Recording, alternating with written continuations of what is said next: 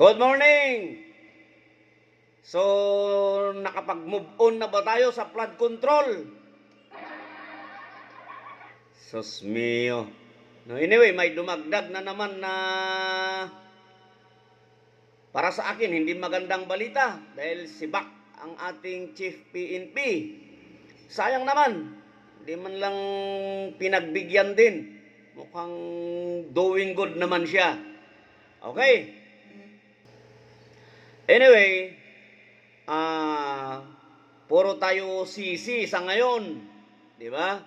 Pero yun nga, no, malaking lesson sa ating lahat ito, no? At para sa akin, hindi natin dapat, no, sisihin lang, no, yung mga tiwaling politiko, lalong-lalo na yung mga tongrisman, di ba? So, kasi sa tingin ko, mali yun. Diba? Of course, patikusin natin sila. No? They deserve condemnation for that matter. Pero titignan din natin ang ating sarili. Diba? Alam nyo kung bakit? Diba? Kasi unang-una, may pagkakamali din tayo ng mga tao. Diba? Mga botante. Kasi, bakit natin kasi niluluklok? Diba? Yung mga politiko na alam naman nating gumagawa sila ng katiwalian, imposible naman. Diba? Hindi naman tayo bulag at bingi. And yet, sila pa rin yung pinipili natin. Diba? Which is, doon sa part natin mali. Diba? Alam nyo yung mga nakaw-nakaw na yan. Diba? Minsan tayo din yung mga rason o nag-uudyok sa kanila. Di ba? Kasi pagdating ng eleksyon, di ba, hindi naman natin kasi ibuboto sila kung walang kwarta na ibibigay sa atin. Di ba? Siyempre sa kagustuhan nilang manalo at magsilbi sa atin, kayo naman, alangan naman na ibabayad nila sa atin yung sarili nilang pera. Di ba? Alangan naman. Di ba? Hindi naman tama yun. Sarili nilang pira. May pamilya din ang mga yan. Di ba?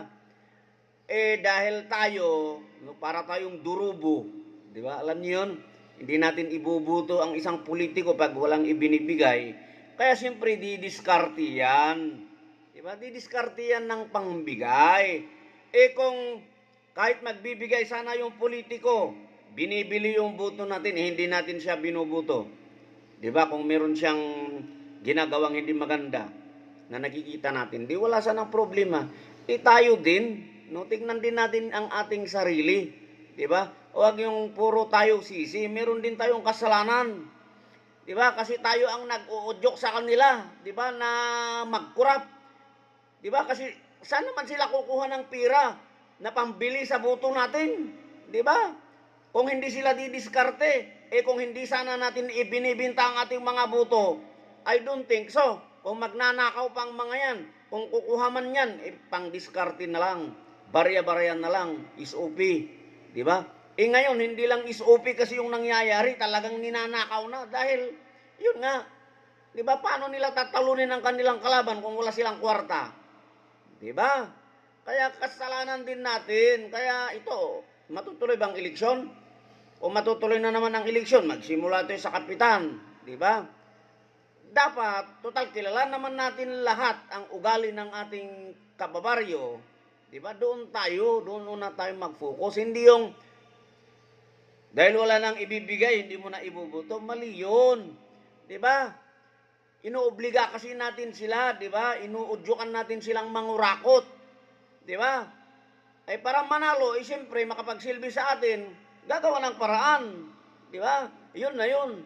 Magkukurap na yun kasi hindi naman kasi ang kanyang sweldo Kaya kasalanan din natin. Huwag natin masyadong sisihin yung mga politiko. Kasalanan din natin mga bobotante, no? Pari-parehas naman tayo, di ba? Di ba? Huwag kasing ganon. Di ba? Wala nang problema. Kung ibibigay, di okay lang, kukunin natin. Pero iboto kasi natin kung ano yung tama. Now, ang punto ko dito, di ba? Nandyan na yan eh. Sisihin natin sila, mali sila, pero mag-move on din tayo, di ba?